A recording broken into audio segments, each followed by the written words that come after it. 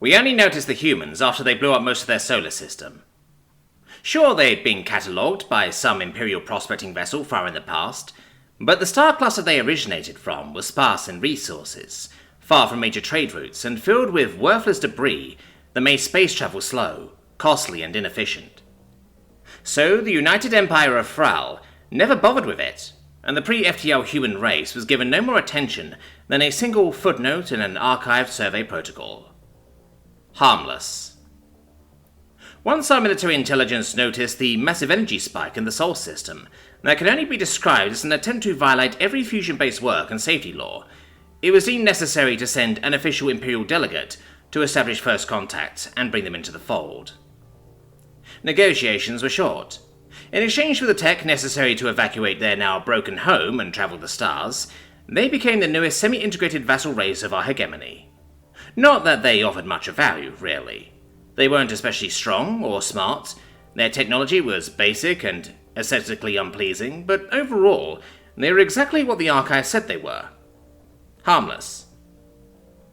Having lost their home system, most humans took to the stars as nomads and vagabonds, jumping from job to job and system to system, ferrying cargo or running low-skill labor on space stations. They were resilient, or maybe just stubborn. Not exceptional in any way, but reliable. Could work in a wide array of temperatures without much complaining. Did not need much space or comfort to rest, and asked for little to no wage.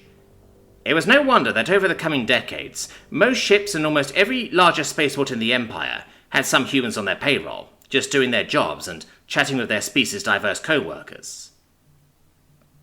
If one would have observed them, someone that mattered, that is, then they would have noticed a strange thing about humans. Instead of talking to other species in the common galactic tongue, which the ruling line of our emperors has spread as the unifying language to all vassal states and assimilated sectors, they wasted their time learning local tongues. All of them. It was not uncommon to see a human explaining one of their card games to 7 different species of dockworkers, switching between all their languages while substituting missing vocabulary with gestures and pictures. We brushed it off as a human thing. They were weird, but again, harmless. Then the day of fracturing happened. Our empress had died without a clear successor.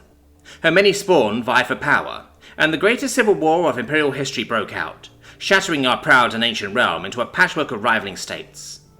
Old vassals, especially those whose subjugation had been less than peaceful, declared independence, and integrated species of all kinds rebelled against their rightful place beneath us. Having been spread across the galaxy, humanity was a present minority in every new proclaimed nation. They had rarely been soldiers. They generally were declared unfit for service, either too weak, too slow, or too undisciplined. Humans remained mostly on the sidelines of the conflict, continuing with their menial jobs as if the galaxy had not just caught on fire. Guess if your species had to overcome their home system literally breaking into pieces, seeing the universe plunge into chaos becomes no excuse to slack off somehow. In addition, many human nomad fleets declared neutrality, continuing to deliver their cargo, offering repairs and resupplies to anyone that would require it. We sure weren't complaining. Those jobs still needed to be done by someone, after all. Soon, having a human as your supplier or in your workforce became a sign of security, not only for us, but all the other splinter factions as well. A guarantee that even in an emergency, things would, in some way or another, continue to function. Whenever one side would conquer a star point or station, the employed humans were simply kept in their positions. They knew the daily routine, they were reliable, and above all, harmless. A century of war, broken bonds and belligerence was followed by a shaky peace treaty.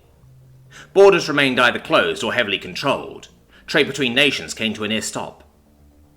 This, combined with the fact that most successionist states began to purge the use of the common galactic tongue, which they saw as a symbol of oppression, led to the age of isolation. Even if the different empires wanted to talk and trade with each other, which was seldom enough, the number of people who could talk to other species were near zero. Well, beside the humans.